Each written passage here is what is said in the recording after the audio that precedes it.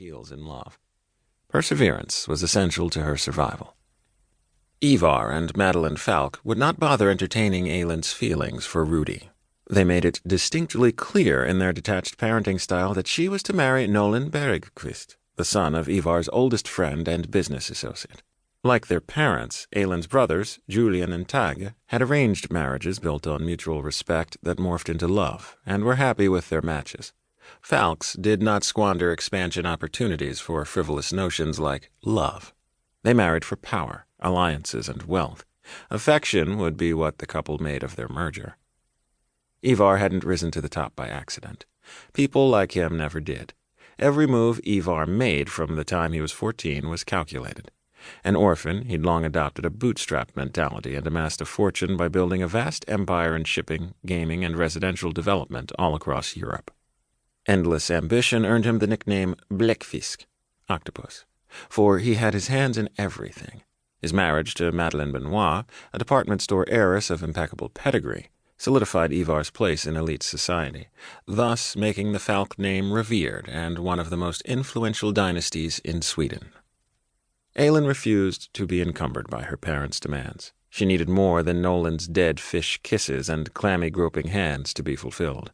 What Aylin was seeking, she hadn't known, until Rudy came along. A night of combustible passion was all it took to mutually decide they were more than a fling. "Your dreams are endless, Rudy," she'd tease, enjoying his tales about life in his quaint little town in the Smoky Mountains and the furniture-making business he planned to start. They'd been sneaking around for 4 months now. Her job kept her busy, and luckily so did his internship. Every available moment Aylin had, she traveled to Copenhagen to be with Rudy.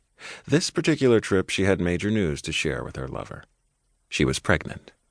Rudy was over the moon. He took her to dinner and splurged on a decadent meal that included champagne and cake. Aylin couldn't drink it, but she loved how ecstatic he was about the baby. He announced it to the entire restaurant, which erupted in applause, and the parents-to-be danced until fatigue caught up with Aylin's body. She savored those precious moments, knowing a very different reaction would occur once her family discovered her situation.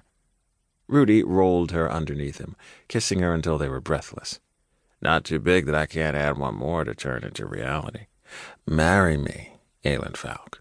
Make me the happiest man in the world by saying yes, woman." Her heart couldn't take the overwhelming surge of joy. His solemn brown eyes were filled with a love so intense that Aylin's heart sank. She knew everything about this incredible man. Rudy was the oldest of 4 siblings, and his 3 sisters adored him. His family had moved to Florida years ago because the sunshine and warmer temps were better for his parents' health. Rudy's love for the mountains solidified his choice to stay in Whiskey Row. He was a genuinely good and compassionate man, unruled by ulterior motives.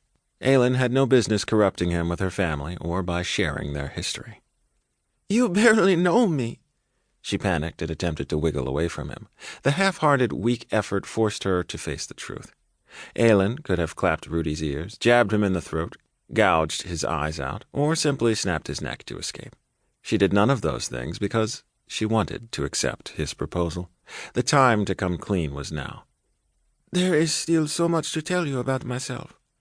Rudy lowered his head and growled playfully into her neck. "I know all I need to know. I fell in love with you the moment our eyes met. You were so serious that I knew you needed me in your life, Aylin Falk. I promised to fill it with love and laughter and to balance it out with more babies to chase after and keep us busy, love. Please say yes."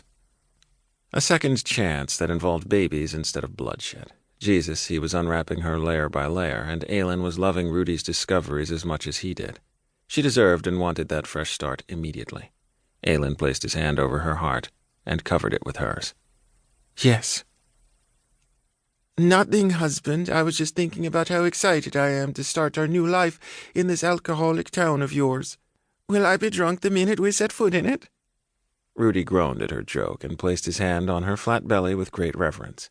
They shared a secret smile. "Boy or girl, I hope this kid inherits my sense of humor. We have to work on yours." Her hand covered his, and their fingers interlocked. Their wedding rings pressed together, representing what they finally were, united. "I hope our baby inherits everything from you. Tomorrow can't come soon enough. I can't wait to start our new life in America." Aylin felt anxious. Something was off. Nothing she could